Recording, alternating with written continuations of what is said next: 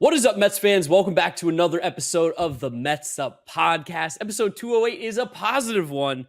For the first time in a month, the Mets have won a series, beat the San Francisco Giants.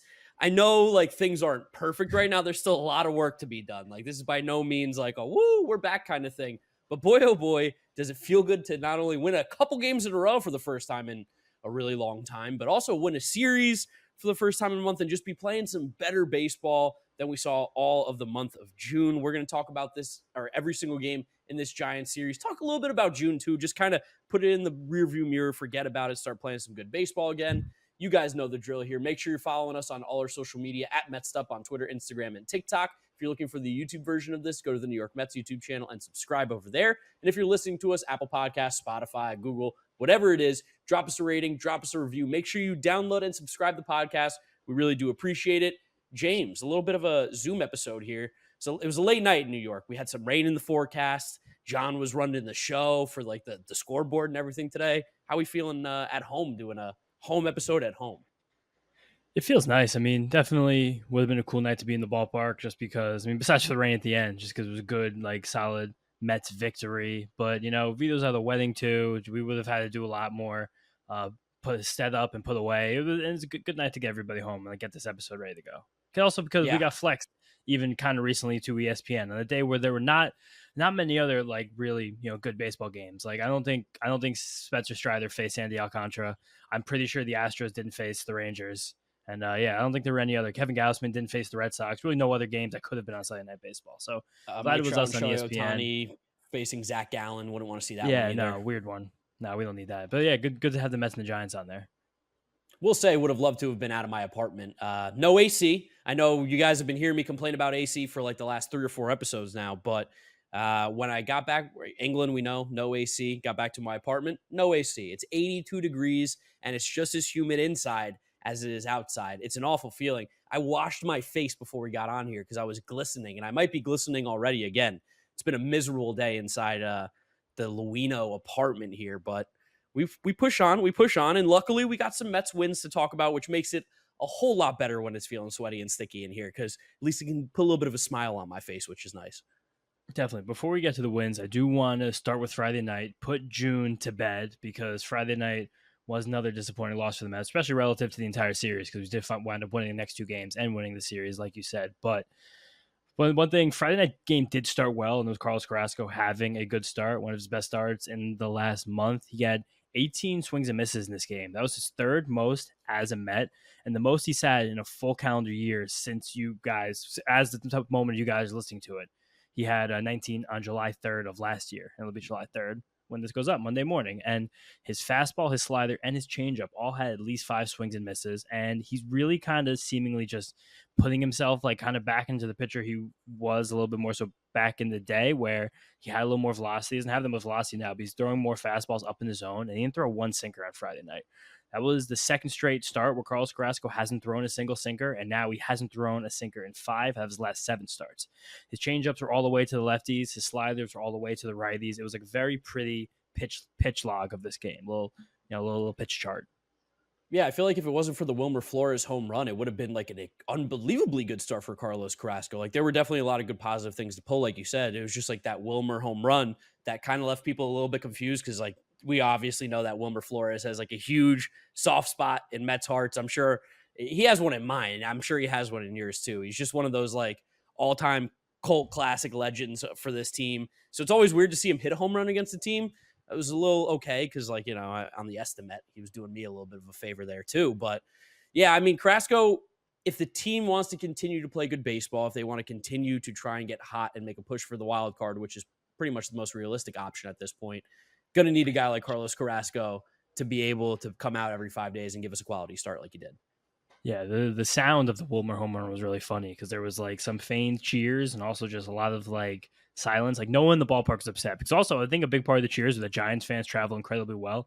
Every single year when the Giants come to Citi Field, there's always a complete cohort of Giants fans that always will gather on that third base line, and they're often wearing the exact same colors as Mets fans. It's lots of black and orange, which is basically the color that most Mets fans wear these days, besides blue. So it's kind of hard to tell sometimes where they are and where they aren't, but Yeah, it was a weird moment. Also, Jeff McNeil up in a 3-hole in this game, had 2 RBI doubles. Really nice to see him have a couple extra base hits. He had a couple more hits later in the series. He had a couple of hits on Thursday night. So little moment for Jeff here. We're swinging the bat a little bit better. Needs that after again a very cold June, which we'll touch on in a second. And then Jeff Brigham had I don't know. Brooks Raley and Jeff Brigham held it together a little bit, but then David Robertson wound up giving up the game-winning home run to Patrick Bailey, and this felt like more of a continuation of the week that was at this time, and it was really disappointing. There was, again, as we've said many times, it was like quite literally a low point in the season because it was the most games under 500 the Mets had fallen to this year. Pete made an error right before it as well, and it was not a great moment in Flushing that night. No, it hurt. I was at a wedding, my best friend's sister's wedding. Shout out to Annalisa. Congratulations, Annalisa and Tyler, on being married. And I think that's what you call it. Yeah, getting married. But I was watching this one a little bit on the phone in between the reception and having some drinks and dancing a little bit there. And all of a sudden you see like Tommy Pham hit that home run to put them up. I think it was 4-2 at the moment. And then like, just like that, was ripped out from you, punched in the chest, whatever expression you want to say. And it's 5-4 from a guy, David Robertson, like you said, who's just been so good, so consistent all year long. Someone we've been wanting to pitch more and more in these big situations earlier in the game. And to give up the home run to Patrick Bailey, it really just sucked the absolute life out of me. I was like, oh man, I need another beer. I can't look at this right now. Yeah, but out of that moment came like kind of a questionable part of the night. And I do want to shout it out because it did kind of wind up making national news. Anthony DiComo, who's like famed, beloved Mets beat writer, usually does incredible work. He let out a tweet that said, "Someone named Patrick Bailey just hit a 2-run home run to give the Giants a 3-run home run to give the Giants the lead over the Mets." And I think a lot of the Mets fans who were kind of like a little more angry and a little top reply type people were like, "Yeah, ridiculous. Who the hell is Patrick Bailey?" And I think that part of what DeComo was doing, I'll give him the benefit of the doubt there, was trying to get the clicks and lean into those type of Mets fans who aren't really full like baseball observers. However, I think it should be noted, it was noted at length the next couple games of the series because of how the rounds that tweet made. Patrick Bailey is a major talent and someone who every single beat reporter, baseball writer, baseball content maker, any baseball fan should be very aware of. And even just his impact so far in only 35 games of the Giants, he's already been worth almost 2 wins above replacement per Fangraphs. He has a 140 WRC plus. That's 40% better than league average. He has 5 home runs in 35 games. The guy had 26 RBIs in 35 games. I believe the Giants were, I think it was now after the loss here. I think it's 21 and I want to say 21-14 since he came up. I think it was 21-13 before the game. I could be wrong on that. You could double check my math, but that was a rare off-color moment for DeComo. Yeah, Patrick Bailey, first round pick back in 2020 out of NC State, like a very, very highly touted catcher, like a highly regarded prospect. More so on the defensive side. Defensively, he looks great. That was always what he was best known for. But he's swinging the bat a lot better at the major league level than he even ever swung it in the minors. He's also one of those weird guys who just had very little time outside of above A ball. He played 14 games in Double A, to which they said, yeah, you're good enough, go up to Triple A. Only played 14 games there, struggled, and they were like, whatever, just come up to the majors. We need somebody. Like, Joey Bart's not cutting it. That guy stinks. So they brought him up. They called him up aggressively, and he's been paying off. Like you said, he's not just some dude named Patrick Bailey. He is a very, very good player. I don't think he's going to be a 300 average guy hitting with an 886 OPS for his career, but I feel like the Giants have been desperately looking for like that catcher to take over for this team ever since Buster Posey left, and it seems like Patrick Bailey very much is going to probably be that guy. Yeah, and it even stayed hot enough for Eduardo Perez to reference it pregame on ESPN on Sunday to a national audience, to them to go in at length about Patrick Bailey. JD Davis had comments about Patrick Bailey. I think they called him either Patty Bombs. They had called him Patty Bazooka as well, which is kind of a funny one because I think he's also thrown out already double-digit base runners in only 35 games. Yeah, and we saw that to end this game now to bring it back here because Starling Marte, who got a day off after a brutal game on Thursday night, two late outs, a double play and a strikeout with men on base in that Thursday game against the Brewers, which really just cut like a knife. Came off the bench called a pinch run in the 9th inning for, I believe it was Brett Beatty, and was caught stealing on Patrick Bailey. It was a pitch out, and he just threw a complete missile right on the base at second base to get him by an inch. And that hurt. That was the Mets' first caught stealing since May 10th. They've been one of the most efficient base stealing teams in baseball. Mike Petriello had tweeted about him last week, basically like, the Mets are so efficient base stealing, they should probably steal more bases. And yeah, he probably is right about that. Then right after that, they got caught stealing here basically to end the game. And it hurt a lot. There was another low moment in a low season so far. Yeah, it was telegraphed a little bit. I mean, the speed Oh, I mean, guy. it was Yeah. obvious it was happening, wasn't it? Who are you fooling?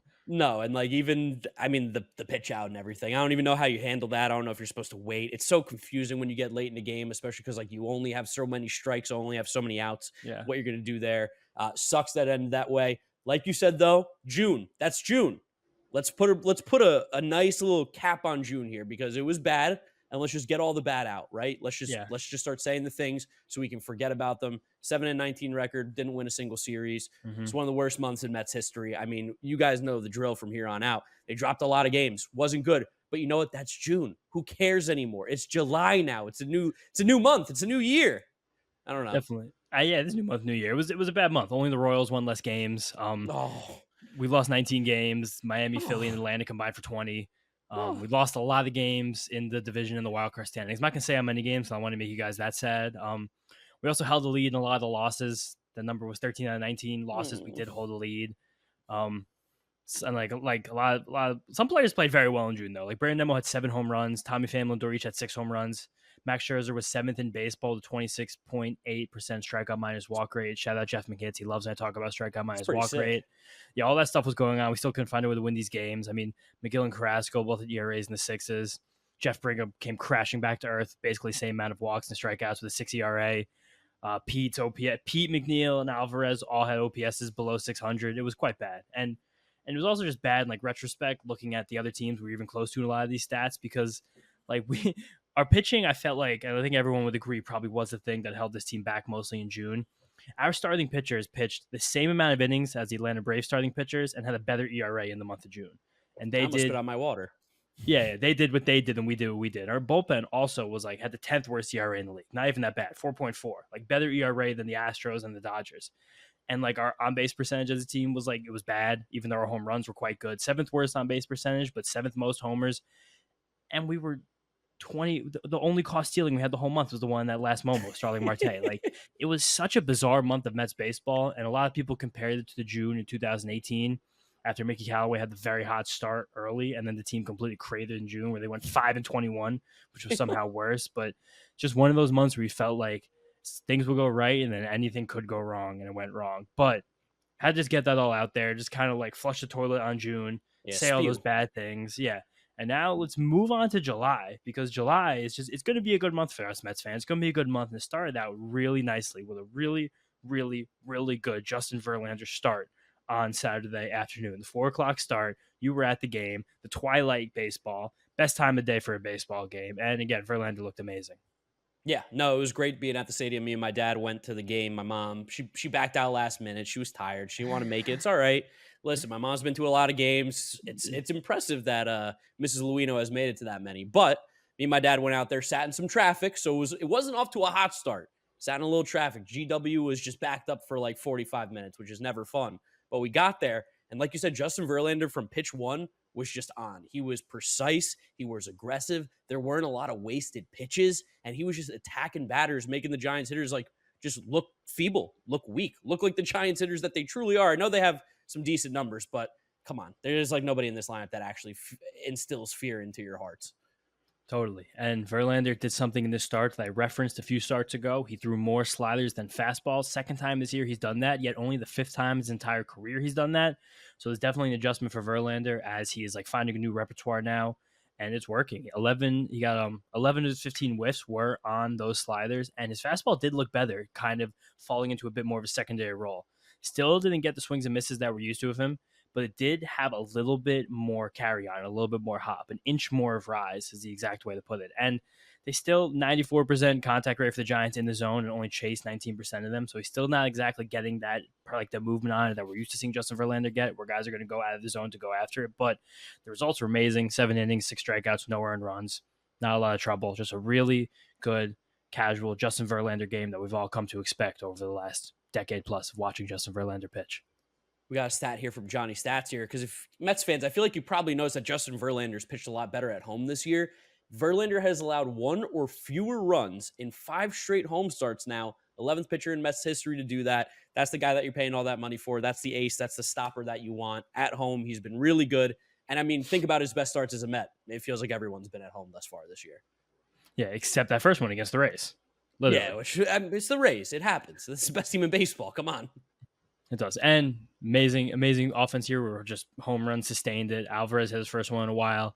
Nimmo and Lindor went back to back. Really cool with those guys back to back in the order too, what they can do.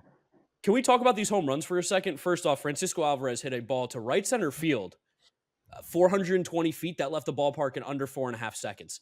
I don't know if you guys know about that. There's not many of those that exist. Like, if you think about guys in the league who can probably do that, I'll give you some names like Pete Alonso, Giancarlo Stanton, Aaron Judge, and Shohei Ohtani. I don't think there's many other hitters that go in that group of guys that can put a ball 420 feet to, opposite field. We talked about Brett Beatty doing that in batting practice. Francisco Alvarez did in the game. It was crazy to see a ball go to opposite field and leave the ballpark that quickly. And then Nimmo casually hit that home run to the corner, the Coca-Cola corner, which was nuts. It was just like casually to the upper decks. Another ball that left in like 4 seconds flat, a line drive. And Francisco Lindor's as well. He got around on it, crushed it, hit it deep again. I think like 410, 415 into right center field. That was a magical inning. That was like, when you're at a game with your dad, you get a home run. What do? You high five him. I love giving high fives to my dad at a game. That's like such a good feeling of like, yes, they were like cathartic high fives. Of course, yeah. And I mean, those guys are both hot right now, especially Nimmo and Lindor. And of course, Tommy Pham, who had another RBI knock in this game. He's a man on fire. He's raised his OPS like 70 points this week. It's ridiculous. And though each of those players had 2 hard hit balls, it was just, that's it. Clean, easy win, the way we drew it up. Oh, 100%. Francisco Alvarez has the most home run, or tied the most home runs for a rookie catcher in a single season in Mets history with Travis Darnell. It's a name that hurts a little bit, but did that in that game. And John also said it was the first time the Mets homered 3 times in an inning since starting a game with 3 straight on October 4th in 2022 against the Nationals, game 2 of a doubleheader. So, yeah, it's nice to get that offensive production out of this team, especially with the clean pitching. Overall, like you said, clean, easy game, no stress. And that's the first win of July. 1-0 in the month, no losses, and we have a chance to win a series, which of course you guys know that we do. But game 3, I mean, we got to start it off with the ace himself, the man, David Peterson. In the homestand, you got 2 of the 3 wins. I mean, come on, David Peterson. This was everyone's pariah recently. Unbelievable. David Peterson with 2 wins this week. And something he did this year, he did a lot last year when he was at his best. His slider was his primary pitch. He threw more than any other pitch in his repertoire. It's only second time this year it's happened, though, and that was amazing. And another thing that was really critical with David Peterson this start, 2 times in the order, and then you're out. A lot of people were upset as the bullpen was getting pretty shaky in the mid-innings that Peterson was, like, cruising and he only threw 60 pitches. It's kind of the reason for that. As David Peterson right now really tries to get himself reacclimated, really figure out how he's going to be a pitcher again. Like, if you can't let these guys see him more than 2 times. You simply can't do it. And I do applaud Buck and the team for having him get exactly 2 times around the order and then yanking him. Another thing that Peterson done this week, too, that I think is interesting, is taking a lot off of these pitches.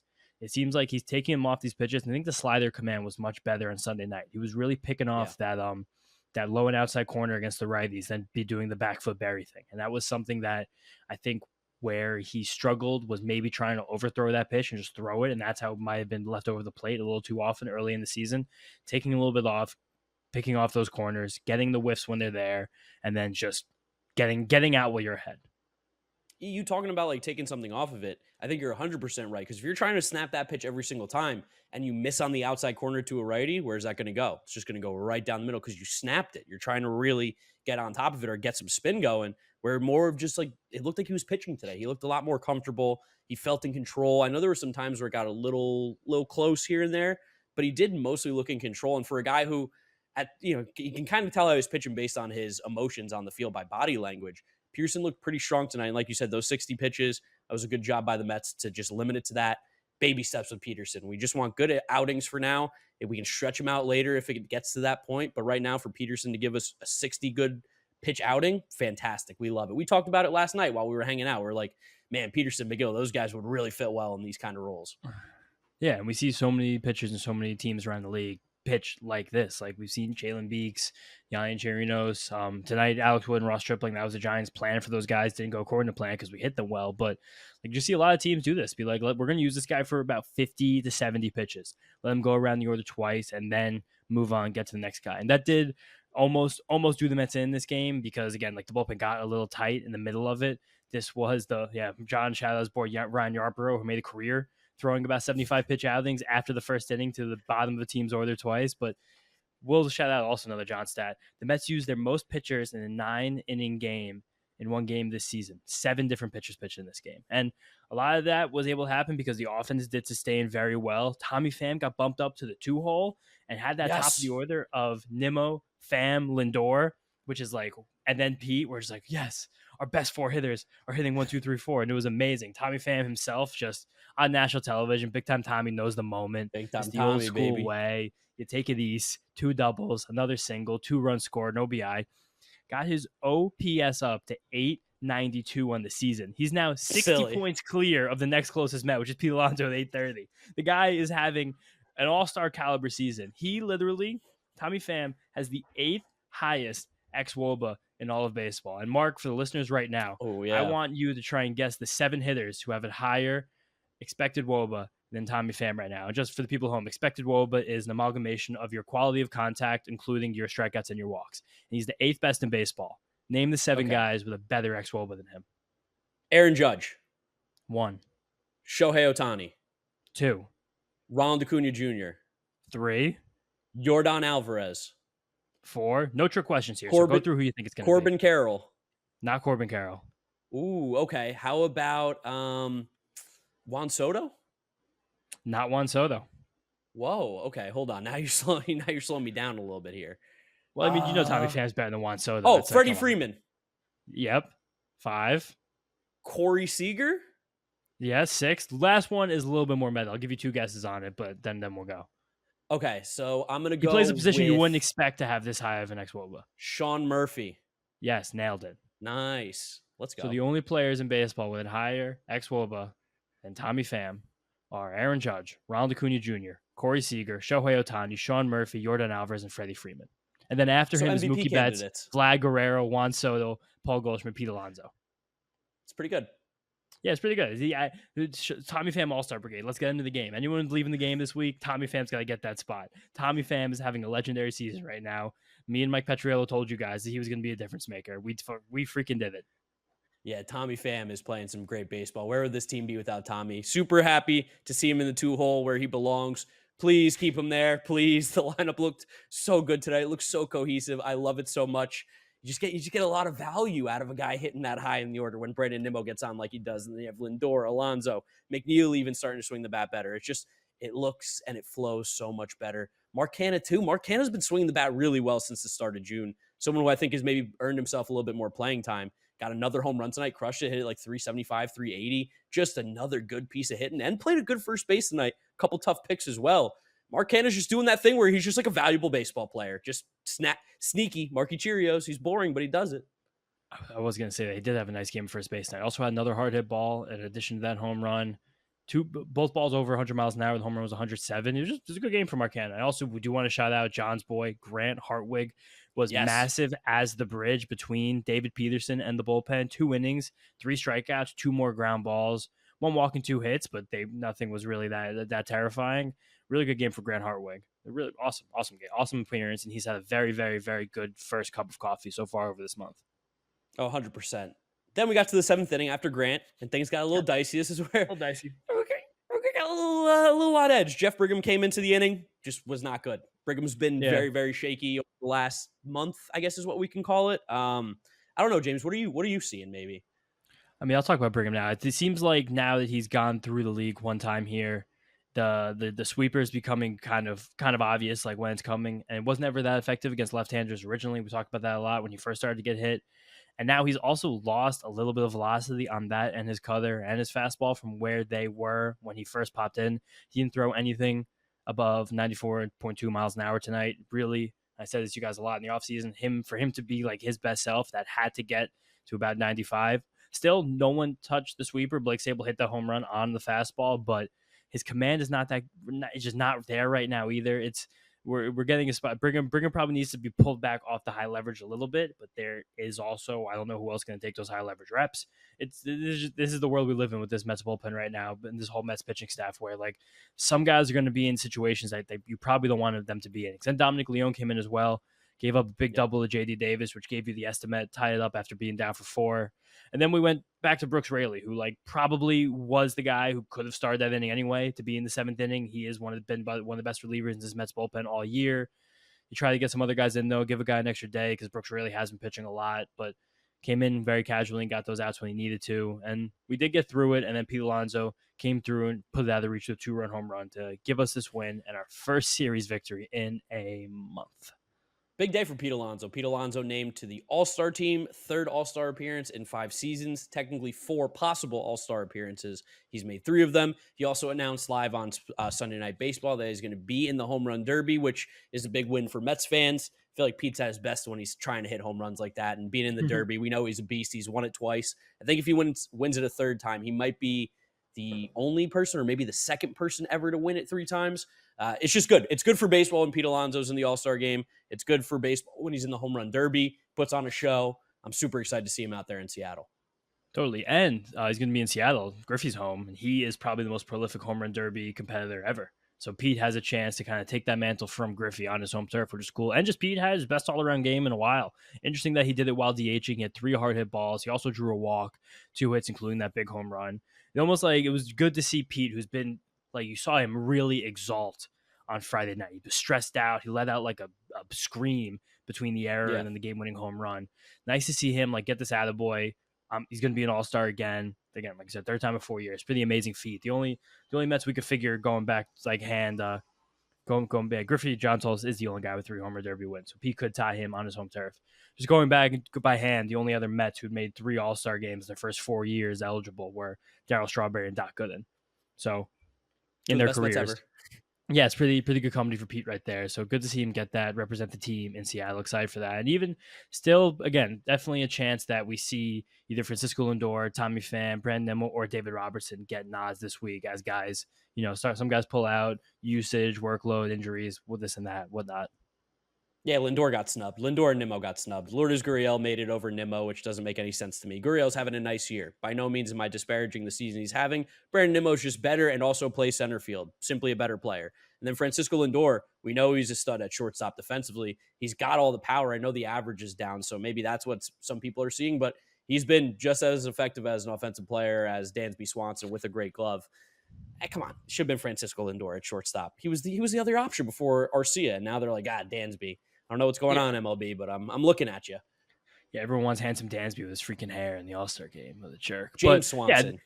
Yeah, James Swanson. Nimmo has, I think, 8 or 9 more RBIs. He has a higher OPS. He has more home runs. It's let's not try and reinvent the wheel here. But you got to do what you got to do. Pete is in there, and we'll see if any of the other Mets get the call this week. And now we're going to bring this out. Mets are heading to Arizona for the next series out in Chase Field, and we're going to bring in John to give us this series estimate.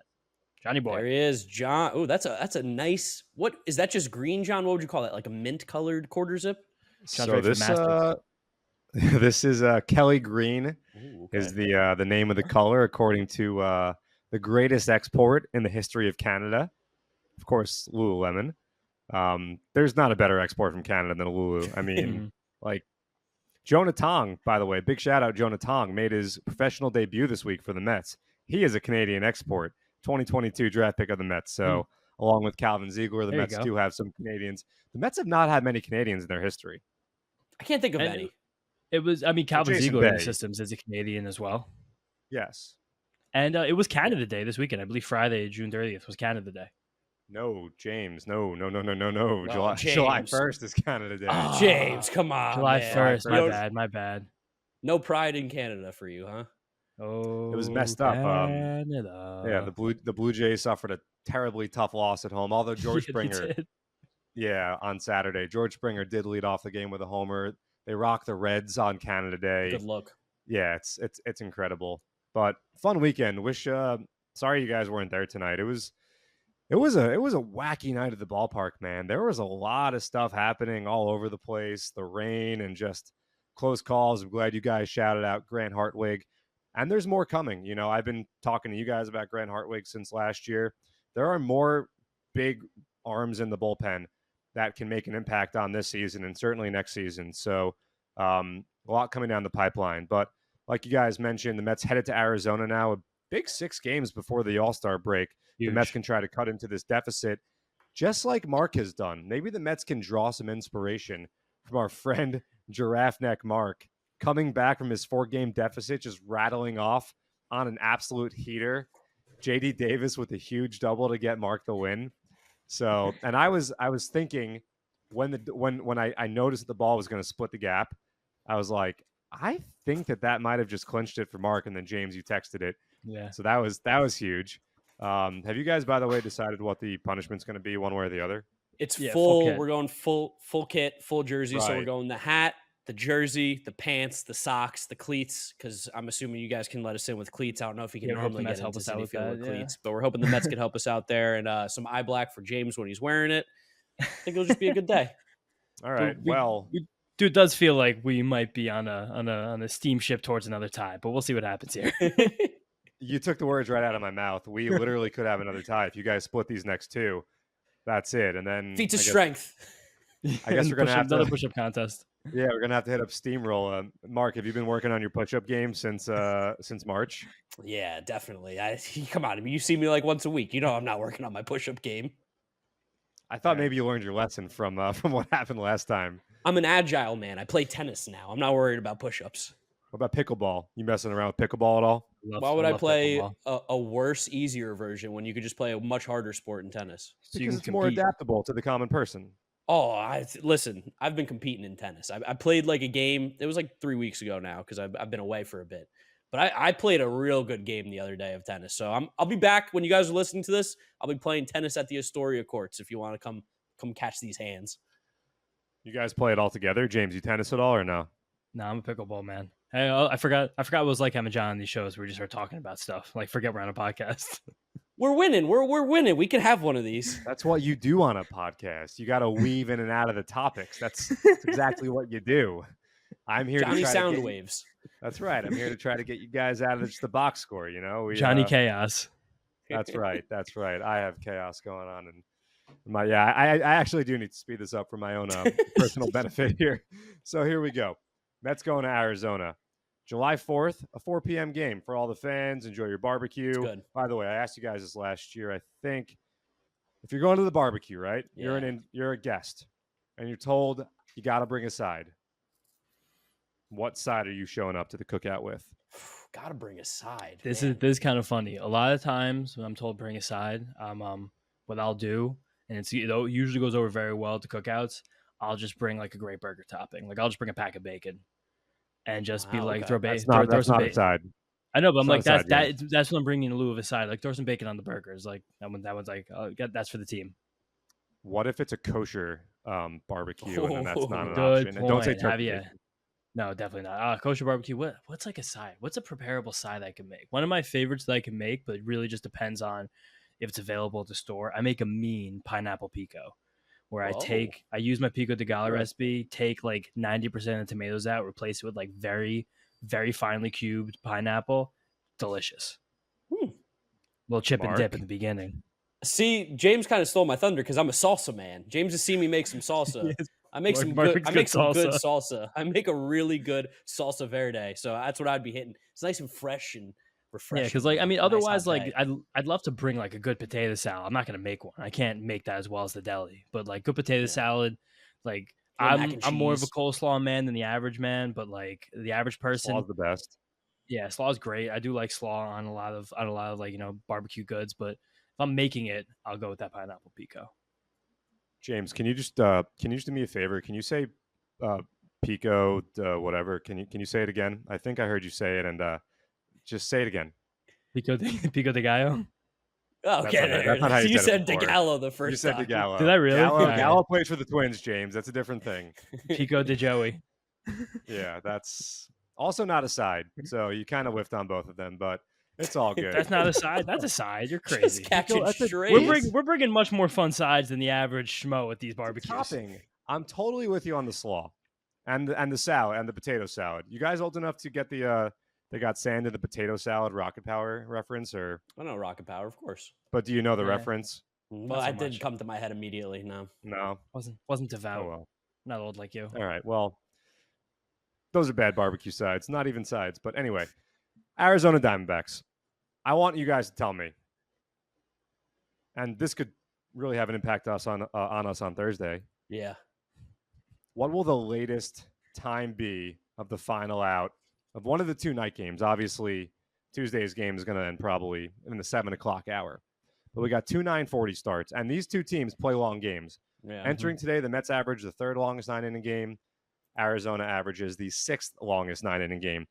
And at Chase Field, or whatever it's called, I still call it Bank One Ballpark, massive gaps, everything drops in. Huge, crazy run environment. We could be in for many hours of baseball. So, you guys tell me. You guys have writing utensils? Yeah, I got writing utensils. I got to do my some whiteboard math for here once. because we're rocking Eastern Standard Time for our score, right? Yes, we are. Yes, we are. EST. Only way to do it. I need a time calculator here real quick.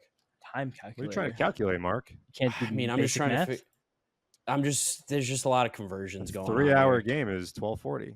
Oh, Like you know what? conversions I'll work going on. backwards. I'll work backwards. I like where your head's at, John. I'll work Yeah. backwards. So give me that. Okay. Yeah, I got my number. I got mine as well. And while you guys write this down, just a PSA to everybody out there. Please keep your pets safe. Keep them comforted during all the fireworks Okay. on July 4th. It's a big thing. Thought you were Near and about to dear my Bob heart. Barker us.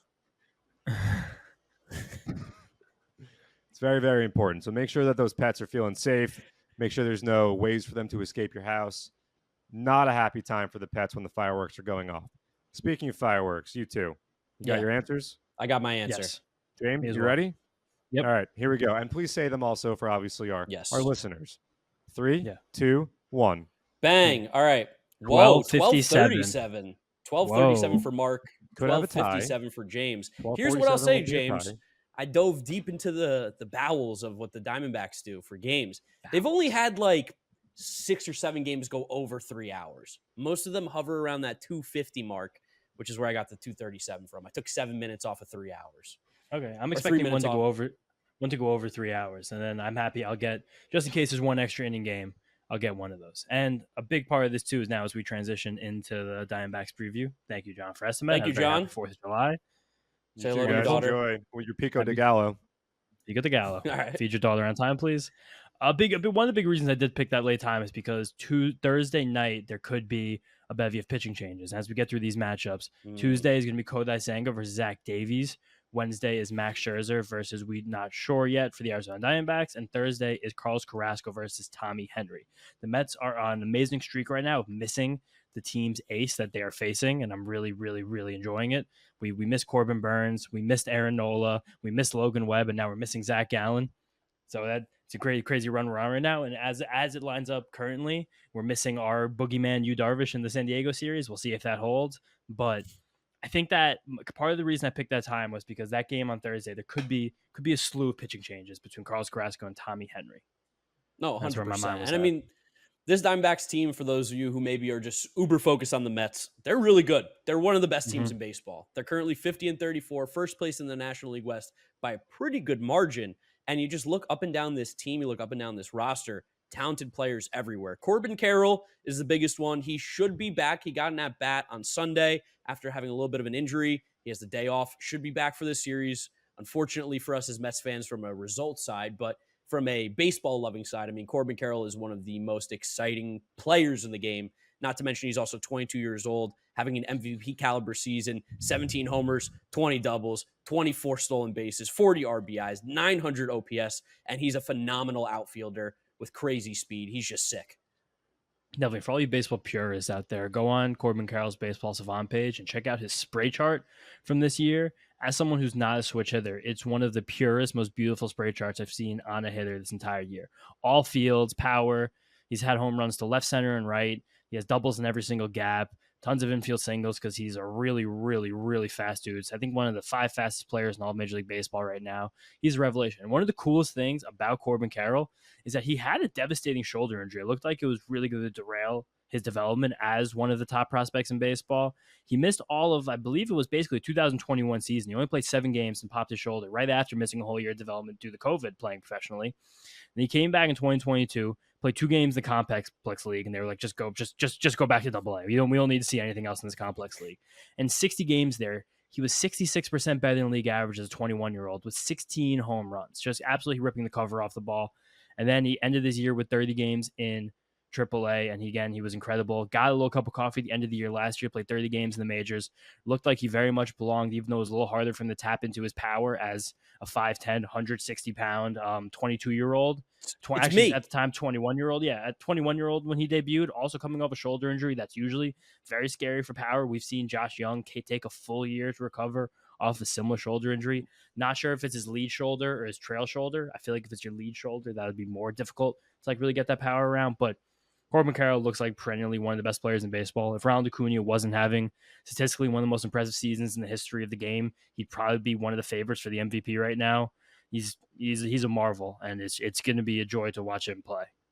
Yeah, Ketel Marte is also back to being Ketel Marte. He's hit for power, having a all-star caliber season. Don't know how he didn't make the team. He got snubbed. I assume he'll be one of the first fill-ins for whenever people bounce out. But he's having another great year. Christian Walker mashes. I mean, he's a fun baseball savant page to look at, too. You can take his and Mike Trout to put them next to each other. You really don't know the difference, which I know sounds crazy, but that's just kind of how they play. Like, Christian Walker's really, really good. Geraldo Perdomo's pesky. He does not hit the ball hard, but he gets results. I mean, he gets on base, hits the ball well, good fielder. You have a lot of really good athletes on this team, too. One in particular I want to highlight because I have a fun fact about him is Jake McCarthy, and I guarantee someone on SNY is going to say, actually, I guarantee Steve Gelbs tells this story. So all of you know that I'm saying it first before him. I knew this. Jake McCarthy was a prolific high school running back in the state of Pennsylvania. So prolific that I believe it was either his junior or senior year.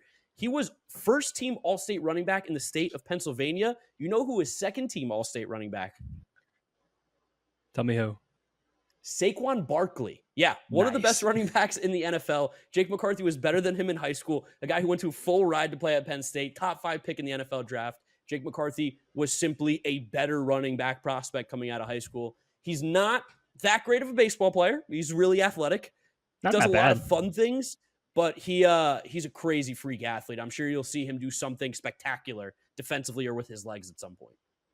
Totally, yeah. He's a very fun player. Alec Thomas also just got the call back to their major league squad. He's a very fun player, good athlete, hits the ball hard, center field. Hasn't put it all together yet, but he does a lot of fun things. Kyle Lewis is probably one of the most impressive athletes in Major League Baseball, but also just lacks a little bit as a baseball player.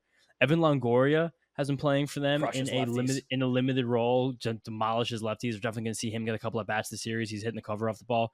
Gabriel Moreno and Carson Kelly are a fun catcher tandem. Kelly is just like the consummate pro catcher. He looks like catcher. He acts like a catcher.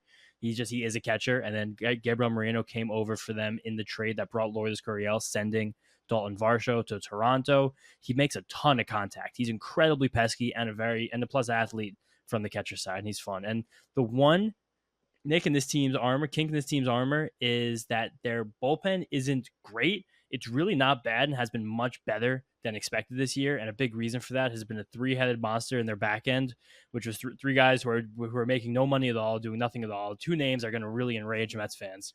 One of them is Andrew Chafin, and one of them is Miguel Castro. And then the one who's actually the closer, Scott McGough.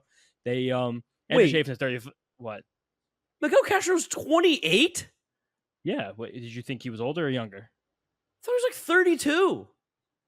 No. You thought he was the same age as Julio Teheran? How is he 28? When did that happen? He's not that old. He just went to free agency for the first time. That's 6 years in the league. He threw 100 miles an hour, so he came up with it early. Came up when he was 20. I never realized that. Oh my God, he's played 9 years in Major League Baseball. He's 28. Yeah. I don't know what to say about that. I mean, Mark's shocked by crazy. ages.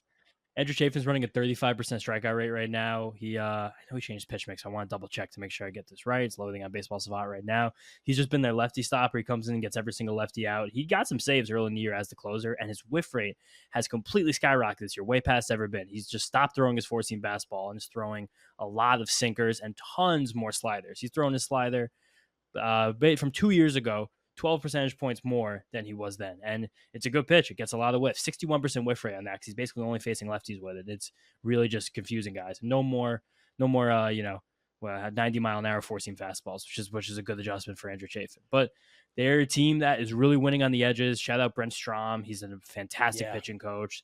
They've really installed an incredible regime there over the last few years with But I think was it Mike Hazen? I think was the guy's name who was with the Red Sox for a year. Yeah, he's been their president. They have a very good farm system. They have just really good player development, the minor league and professional level. They're getting a lot out of hitters more than other teams are getting out of them, pitchers as well. And their team that's really on the rise right now. One of the best teams in the National League by record, by everybody, by most stats as well. So this is good. Work's going to be cut out for us in this series. Got to play him tough and got to work hard to win this one. Yeah, final 2 fun facts about Mike Hazen. Played in the minor leagues for the Padres under the name Sean Hazen. So interesting that he now goes by Mike. Also went to Princeton. Smart boy.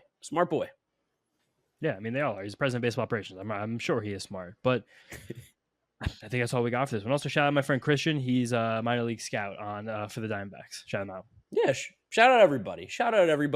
It was a positive episode. It was a happy one. Mets are playing good baseball in the month of July. Let's keep it rolling one step at a time. We are 8 games away from me and James eating pizza live on the podcast. If they do win 10 straight, be happy to do so for you guys. We're just really willing to give up that intestinal health for the Mets to get hot or really hot, whatever you want to call it. So make sure you guys are rooting along and letting us know as we get closer and closer if it happens. But all we want is good baseball here. Keep on winning games, keep chipping away, and we'll worry about what we have to worry about when it comes to that time.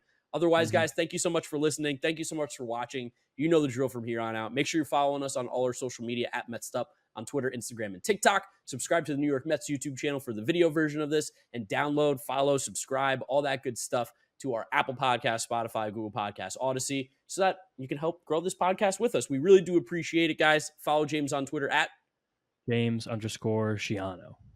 And me at Giraffe Neck Mark with a C. It's underneath our faces. I feel like we should say that. It's underneath our faces if you're watching the YouTube video. That's all our social media. Follow us. We appreciate it, guys. Thank you so much for listening and watching, and we'll catch you after the Diamondback series. Peace out. Enjoy the 4th of July. Peace out. Happy 4th, everybody.